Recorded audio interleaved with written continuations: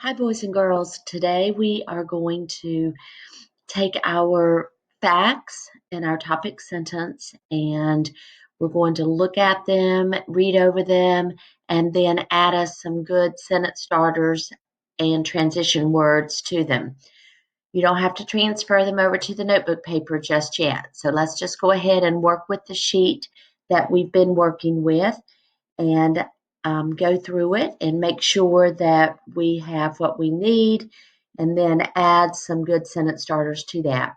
Remember that when you add the sentence starters to your sentences or transition words, remember to make sure that once you've added them, you don't need to add any additional words or maybe change your sentence up a little bit or maybe even break it apart.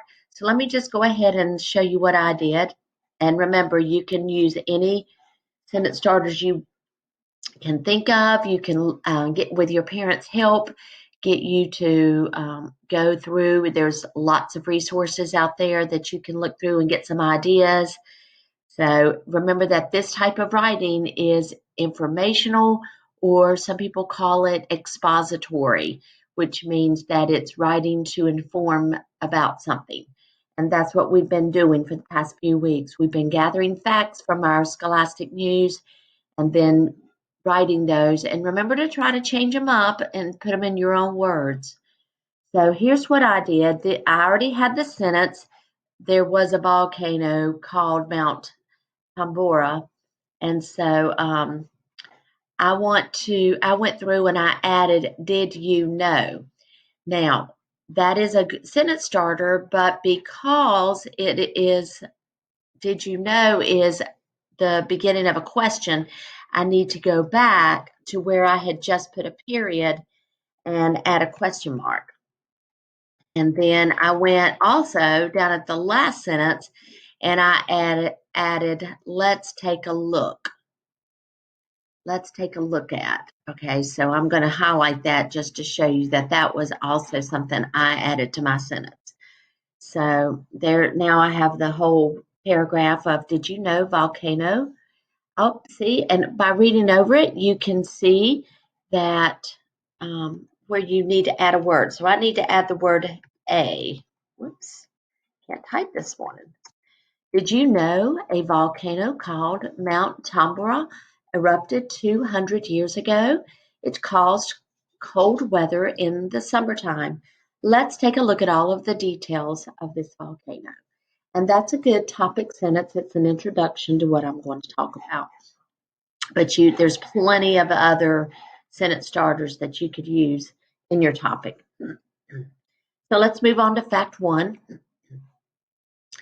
I already had in 1815 a volcano erupted, so I just added it's incredible to think, and that's my sentence starter, but I also needed to go back and add the word that because it didn't make sense to say it's incredible to think in, well, I guess it could have in 1815, but I just thought it sounded better to add the word that. It's incredible to think that in 1815 a volcano erupted in Indonesia.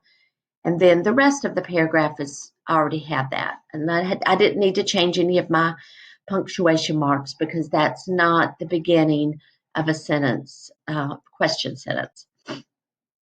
And then moving on to fact two, I changed it a little bit this time.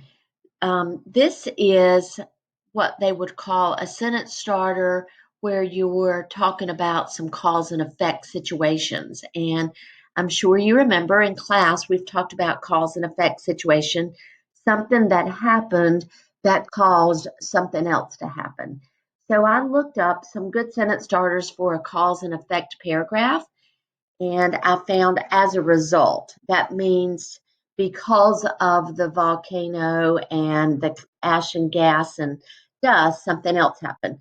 So I added that to my beginning sentence here and said, as a result, the cloud of ash, gas, and dust blocked the sun. I already had the cloud of ash, gas, and dust block the sun.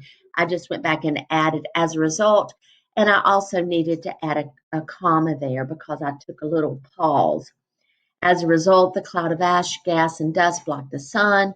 This kept the sun from giving the earth light and heat. So you can read through the paragraph and see how it is a cause and effect situation. Then, fact 3, this is a very different one. We haven't used this before. Again, it's another cause and effect transition word due to the circumstances. Again, it's because of what's happened already, but I didn't want to use the same one I'd already used. So I added, due to the circumstances, the cold weather kept some food from growing and people had a hard time feeding their horses. And that just means that because the cold weather and the effects of the cold weather kept the crops from growing and some of them died and all of that. That I just used the word due to the circumstances because that's what that means. And then I added a closing statement to it all. And that, remember, a closing statement is just simply summing up everything you've already said.